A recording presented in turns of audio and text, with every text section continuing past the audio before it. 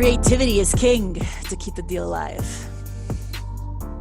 It's very true, especially now with COVID. I feel like a lot of conversations that we're having with our team partners. I always say, before you submit your contract, please send it over to me. Let me break it for you, because we know that if you're going in and it's a multiple offer situation, you can't go in below asking price. No. Win at asking price. You're going to have to possibly go up a little bit more to get your foot through the door. Make sure that your closings are 15 days, or not 15 days, but less than 30 days if possible, because 45 days sometimes might not be as competitive. So talk to people like Melinda or your title agent, or your team members and your YPN board members to see, hey, can I improve on this contract as I put it out? So I do think that creativity right now is super important to keep all of our transactions alive. Yeah, absolutely. When I saw a lot of times, like newer agents, I said, just send me the offer first, send it to your client. And I take my red pen and I'll do that as an educational moment and teach them okay, now from now on, this is where you start from. And those things like that, no one needs a 15-day inspection period. No. You're starting off way too late. It's, that's going to come back. Start off, unless there's something very much in particular that requires that extra time, which is very few and far between reasons why that would be considered acceptable. I think you're going to get that pushback. So when you have two equal, oh, well, they want 15 days, let's just take this one. Right. And you can always ask for an extension, right? If something does come up, there might be mold, I don't know what the situation is, and you need an additional 10, 15 days, you can request it. That's why it's really important. I think for me, I always tell everyone, you know what, at the end of the day, we're in this together. We're a team. So the other agent on the other side is not your competitor, because neither of you are going to get paid until the commission is in your account, right? So we all have the same goal, to get the transaction over the finish line. So I agree with you, Melinda. I think at this point, in all of my contracts that I've submitted, I've either put 7 or 10 days max for the inspection, and that's really helping us out.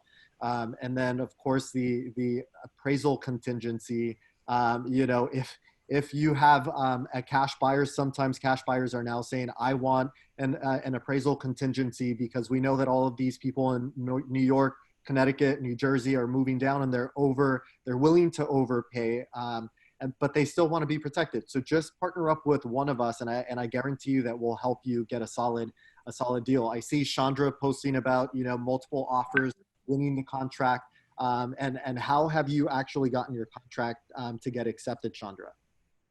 I know this is going to sound crazy, but I literally ask questions, because I think as agents, we always think that it's about the price. We literally had an offer accepted last week because the seller was an old lady and needed to stay in the house for at least 2 weeks post-close.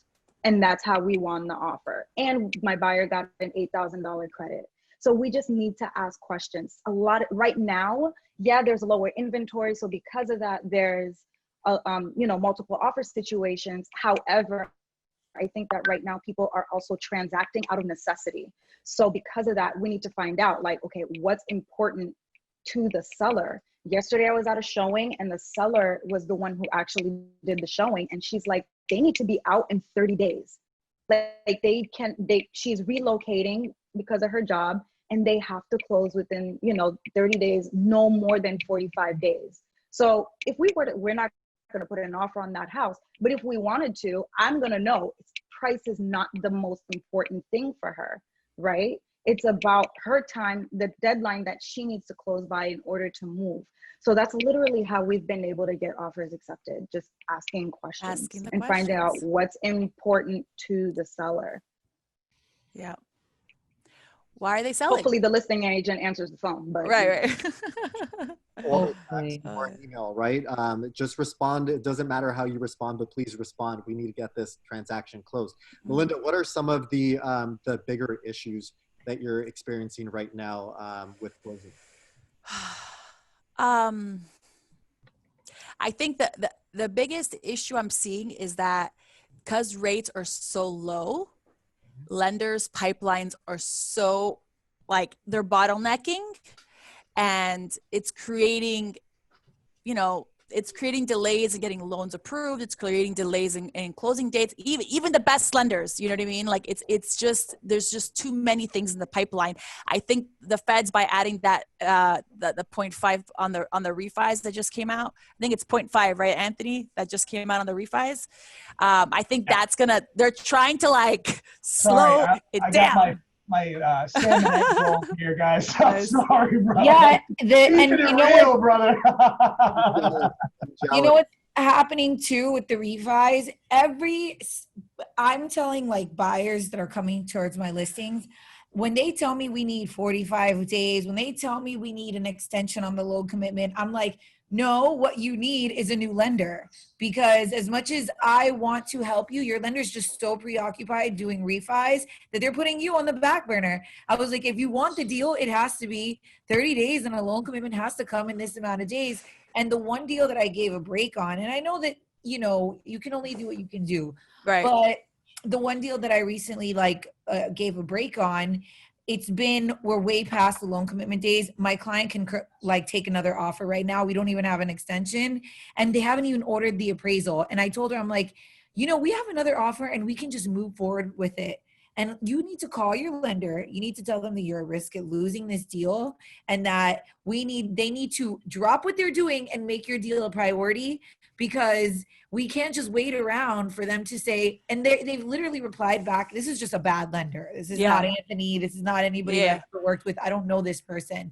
But his response to our loan commitment date was, I'm so backed up. We just have so many files. I'm just going to need more time.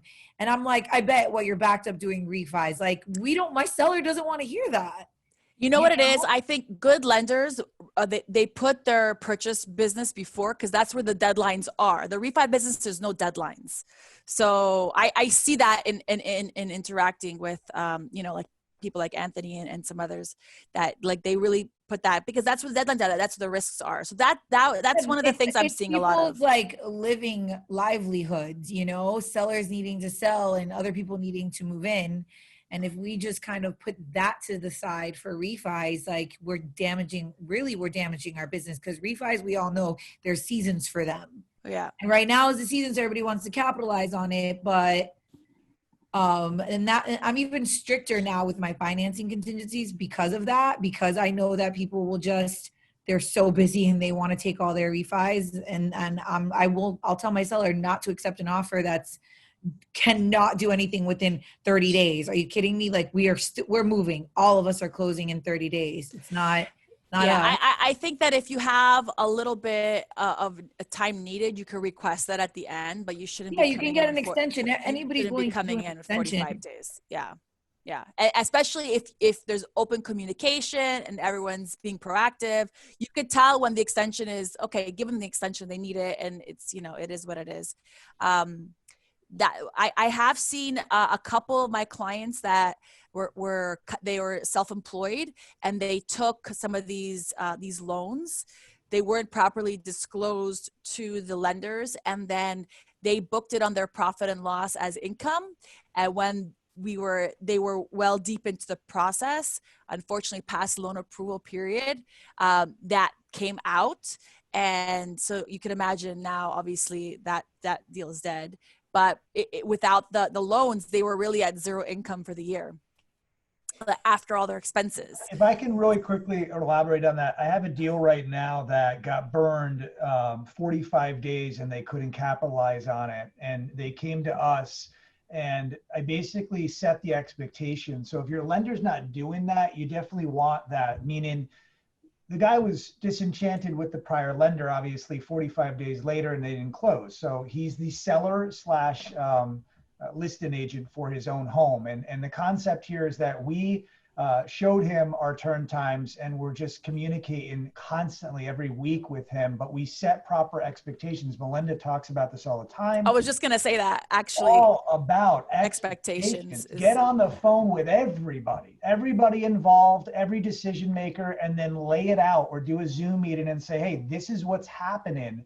And then, they didn't want to close in 30 days. They wanted to do 21 days. Normally we could do that. We're at a 30-day closing right now because of the refis, but there's no excuse. What am I doing? I've got, ads everywhere for another underwriter. So, I mean, the concept is you're going to adapt when you're growing, you're going to retract when, compressed times. So it's a business, and that's the way you have to respect it. But you've got to set the proper expectations to the buyer's agent and the seller's agent in Bethany's case. So yeah, I'll say expectations are king, especially once you're under contract. For example, even with the inspections, your buyers need to have the right expectation of what the inspection is for. And it's not for cosmetic, and it's not for like paint. It's for damage, defects, something that's dangerous. It needs to be, addressed right away to prevent further damage or something, bad happening. It's not to nickel and dime the seller, right?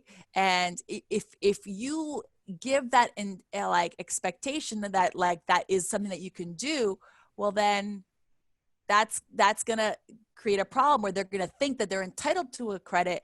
And then if they don't get it, or they get a lot less, then they're not going to want to continue. So it's up to really, I think, the agents to set up the right expectations of what the inspection is for. Yeah. Especially on these as-is contracts. I mean, it is what it is. And then on the seller side, yes, it's as is, because I always hear this, the seller, it's as is, but it's as is. Yeah, it's as is, but the buyer still has the right to inspect, and they have the right to cancel. So if you don't want to cancel, you need to come to the table and talk to us, about what's going on. So those would be good bomb videos. Yes. Let me add that to the list. Yes. So, but yeah, I think that that's the biggest hurdle as I'm seeing is on the loan side. It is the pipeline, and then these weird COVID things that are coming up. Or I haven't seen anyone take a forbearance that wasn't able to close yet, but I'm sure that's going to happen because people, don't realize the implications of that. I don't know if anyone else has any feedback of what's been blowing up. I've had a lot of challenges with certain cities not being open or working remotely, or just one person being in charge and not being able to get a response. I've dealt with a lot of different, I don't know if you would call them runners, or people who aren't necessarily, they don't work at the city, but they have relationships there. So they're able to get a hold of someone that maybe I'm not able to get a hold of to clear liens, violations, and permits. But that has been something new that I've been dealing with, not being able to just get access when you want it, or like finding when a roof permit was pulled. I'm in El Portal, and the city has been closed for like 3 weeks now. I also learned something new too during this quarantine, that the county closes down for 2 weeks out of the year to apparently do taxes. And when they do that, you can't update or change anything on the property records and things like that. So I've had a few things where we were just kind of left like reoccupancy certificates, legal additions that have been made, and then you need to update the Miami-Dade property report or something like that. So I'm just, learning all kinds of new things during this pandemic, but I feel like it only made you stronger, because now I built these other relationships. And when I need a lien and violation pulled out, I have other relationships other than just going directly to the city. But it's definitely been interesting learning those things. It's definitely, the cities are definitely causing delays when there are problems and you need to resolve them. Like Bethany and I are working on a deal right now where there's several liens on the property that turn into title liens, probably about $25,000 in change or so, that will probably get settled, but we're still waiting on our payoff, and it's a week late. It's 3 to 5 business days, and it's been like 2 weeks, so we're just waiting. Yeah. And that it is what it is, and no one answers the phone unless you wait like 2 hours on hold.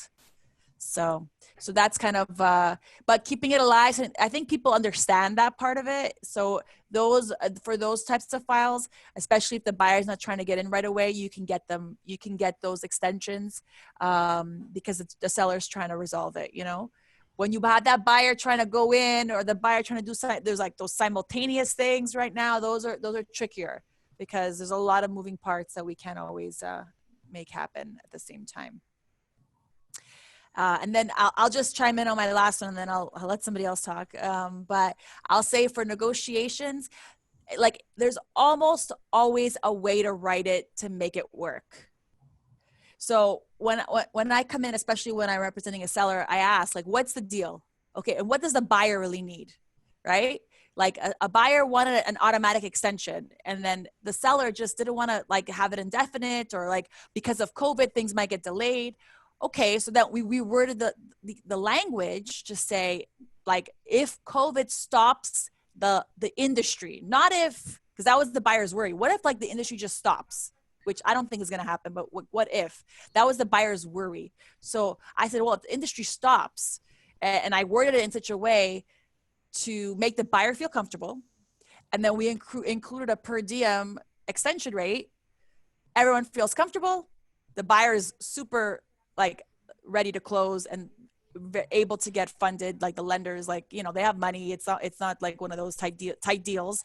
So we got it signed on the line that is dotted. That's all that counts, right? But everyone feels comfortable. So sometimes you have to say, okay, what's their bottom line? What's their bottom line? How can we make the language reflect that? And that's the value of working with an attorney on your deals. That's my plug. Okay, that's all. Yes. Great plug. I mean, I'm fortunate enough to have, I feel like sometimes when you can't deal with the buyer or the seller anymore, and you've almost losing your mind, that's when your attorney steps in and starts negotiating for you. I'm like, please. Honestly, it's about the relationships, right? So in this case, you've built an incredible Melinda. And so of course she's going to step in, but you have to build these relationships, because if you don't have them, why would someone go out of their way to have your back?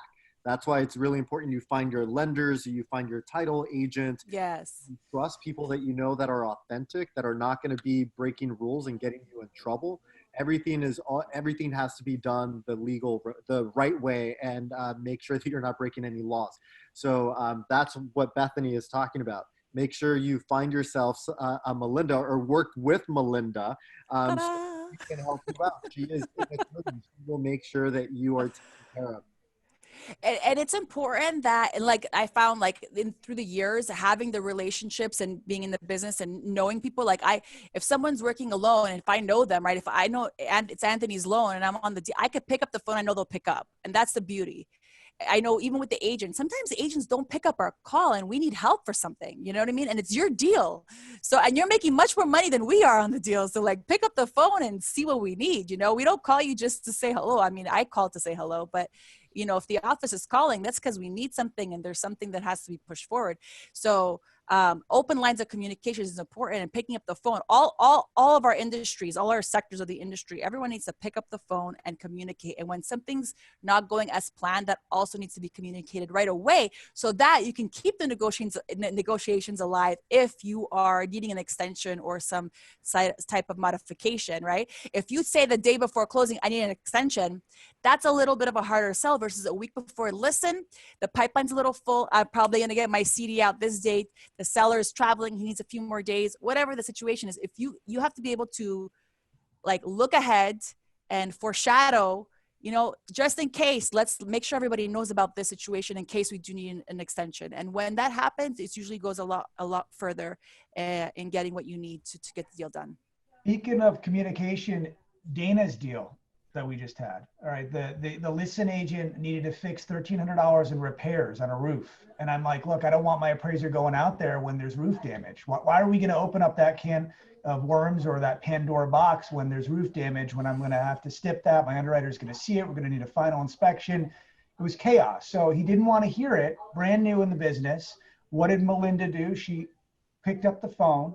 We all got on the conversation, and we gave the seller an ultimatum. Here's your signed cancellation, or here's your addendum saying, look, fix this crap, and give us an extension because we have not ordered the appraisal because you're procrastinating on, you know, roof damage. Shouldn't even have listed the place if there was roof damage. So it's really having the right team. I can proudly say that. And it's communication and setting up expectations. Active water leak. That's what it was. That's It what was it like an was, yeah. active leaking windows and roof. And Dana was scared. She was scared. We're sending a cancellation, sign it, date it, send both. Give them a choice. Just like Yeah. when you're doing loan options, give them multiple choice so they're going to pick it. They're not going to opt out. Your XYZ, time invested in that, they're not going anywhere. So don't be afraid of that. One thing, and Bethany and I, we had a couple of situations with this. When a listing, if it's your buyer or I'll give you both sides of the coin.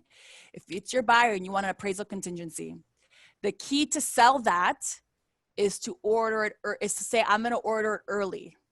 The key to ordering it early is being on the same page with the lender on the file. But there's a time frame. The default on the appraisal contingency is 10 days before closing. We all know half the time that's not when we get it, and that's too late, right? Like, you're so deep into the deal at that point. That's really not when the appraisal should be ordered. So if you put in, within the inspection period, you put in both, you know what I mean? You get it within the first 10 days, for example, it's a better sell, especially in a competitive market. That's how we got a couple of our offers done, right? We get the lender on the phone. Can you get the inspection done? Yes, we'll make sure that the inspection's good. And then as soon as we get the green light, we'll order the appraisal. We'll have it all ready to go. That's how you get the appraisal sold to the listing agent. On the listing side, when you get it, I get it. You don't want to negotiate on the price, negotiate inspection, negotiate appraisal. That's why we hate the appraisal, right? It's like it opens us up to possible negotiations again. So if you put it in the beginning, the same time as, within the same period as your inspection period, that's how you're able to counter offer on that appraisal contingency to not waste so much of your time if the deal really just can't work because of price or whatever. So one of the things that you and Anthony and everyone here has been talking about is communication, right? Pick up the phone. So in a previous breakout session, we were talking about not texting. Don't text your negotiations, because if you're using exclamation points or capital letters and all of a sudden you're yelling and screaming and people get upset. So I would just highly encourage you, especially to our millennials that do not like to pick up their phone. Pick up your phone when you're trying to get some negotiations done. Really, you should be picking up your phone 24/7. And if you're unable to speak, I've had a bunch of phone calls come through and I've had to text them saying, I'm unavailable until 3:30. How can I help you? So I'm over here chatting away. They know that I'm unavailable. I can't talk. However, we're trying to problem solve some issues that we need to get resolved, right? So they understand exactly what's happening. But yes, please pick up your phone. It's the most important thing. Go ahead, Chandra. Yes. I'm going to say this. It's not just about communicating with your client and the lender and the title agent, the other agent on the other side of the deal. The more you start to do deals, the more you're going to start running into the same agents. I'm going to tell you that. And there was a deal that I just did. If I have a listing and I see an offer come in from that agent, I am going to be scared as hell to have my seller accept that offer, because he was the worst with communication. He disappeared the day before closing, and he was not professional. Yeah. So you have to communicate with everybody. If you're concerned about negotiating things in the middle of a transaction and things like that, if you're communicating well with the listing agent, you communicate often, you keep them abreast of everything going on, even if it's just letting you know the appraisal was ordered today, just letting you know the inspection was ordered today. Even if it's just that, and you're letting the listing agent know that you're doing your part and they see you as being effective in communication, you're staying professional. When it comes time to have to renegotiate something, if that were to happen, they'll be more likely to listen. Yes. They'll be more likely to work with you. They'll be more likely to be a partner with you in that transaction. But if you're rude, you don't answer the phone, you don't respond to emails, like it's the worst. The last agent I worked with, sometimes I'm just like, they need to up the requirements to be a real estate agent, because this is ridiculous. Like this is sad, but communication also means being in touch with the agent on the other side. It'll get you a lot farther, and I promise you're going to run into them again the more transactions you do. I agree with you. I had black book where I wrote agents' names that I never wanted to work with when I first started, because I was like, they don't even pick up the phone. They're super rude and disrespectful. And now what I found is I actually closed the most deals with those agents that were rude and disrespectful and never picked up. But I had to figure out a way to say, hey, I'm on your side here. I want deals to happen. Let's work together. So just don't be that person, and don't think that you're going to immediately cross, me out or another agent out and say, I'm never going to work with them, because chances are you're most likely going to close the most deals with that person that you said you never wanted to work with again. So I want to add something to that, if you don't mind, Pete. please. I've been in those situations, including the ones that you're mentioning and the ones that Chandra is mentioning. Something that I encourage everyone to do is, obviously in a very polite manner. And it depends on the deal, whether you want to do it during the deal or after the deal, but I would approach them or reach out to them and mention your I don't want to concerns or grievances, because there's a chance that there's a chance they may not realize that they're doing this, and it actually can go a very long way in towards improving the business if you actually mention it rather than just be quiet about it. And to be completely candid, I'm mentioning it because I actually, somebody actually reached out to me once and told me, I wanted to tell you that, I kind of had a hard time dealing with you when we were doing this deal. And I want to know if you had a personal issue with me. This was, and so you understand, this was another agent telling me this. And this made me think about, my actions, and ever since that conversation, I made an effort to do the same if I ever had this issue with another agent. And the same thing goes, typically they say, look, I'm sorry. And sometimes they're having personal issues, sometimes they're having, and it's not an excuse, but again, the point is, don't just be silent about it. If you see somebody, if you're not having a good time with that agent on that deal, say something. Try to speak with them, and tell them that it's something that's maybe not relevant to the buyer and the seller, but it's important for me because I'm doing business with you. So being open to constructive feedback, right? So long as it's coming from a good place. I think that's, thank you for sharing that, Marcelo. That's fantastic. I do want to share before we have to switch rooms. I'm going to just mention a story between Bethany and I, right? We had a rental deal. We had just started working in Brickell. This was before we knew each other. We both kept massive backpacks, throughout Brickell, and working our rentals and doing business. This was not Bethany's fault. This was not my fault. Her tenant was scheduled to move in, and on the day of move-in, reached out to us and said, hey, by the way, I'm not able to move in. They denied me because I have a pet. So the most important— Which the building doesn't even accept pets. At the top of the application in bright red letters, it said no pets allowed, right? And so this person essentially was relocating to New York, wanted the money back and all this good stuff. So long story short, here we are, Bethany and I being professionals. I thought maybe Bethany did not want to ever work with me again. So during one of my calls or classes that I was taking, it was an appreciation day where we needed to call and reach out to someone. So I immediately called Bethany and just wanted to let her know that I truly appreciated, her professionalism and how we were able to get, overcome the situation. Her tenant didn't move in. We got the money back. We ended up working together as professionals. So moral of the story here is that you're not always going to agree. You might disagree sometimes, but if it comes from a genuine place, things can work out. And now Bethany and I have traveled pretty much the country together over the how many years? 4 years that we've been with YPN. I don't think our relationship would have so much depth, or the depth that it has now, if we didn't, have some of those challenges and overcame them as professionals. So yeah, I love sharing that story, Bethany. It's probably to you, but I love it too. It just goes to show you the relationships are so important in this business. Sometimes I think it can make or break a deal. Because like Chandra said, I'm not going to lie. When an offer comes in with specific people's name on it, it's my client's decision, but they usually always ask you. You know, when you're in a multiple offer situation, you have 5 of the same offers, then what do you base it down to? Okay, who's going to act responsibly, be diligent, communicate well, and take us to the closing table? And if I know one person doesn't do it, I'm like, well, this is just my experience. You have to make your decision, but I'm just, you know.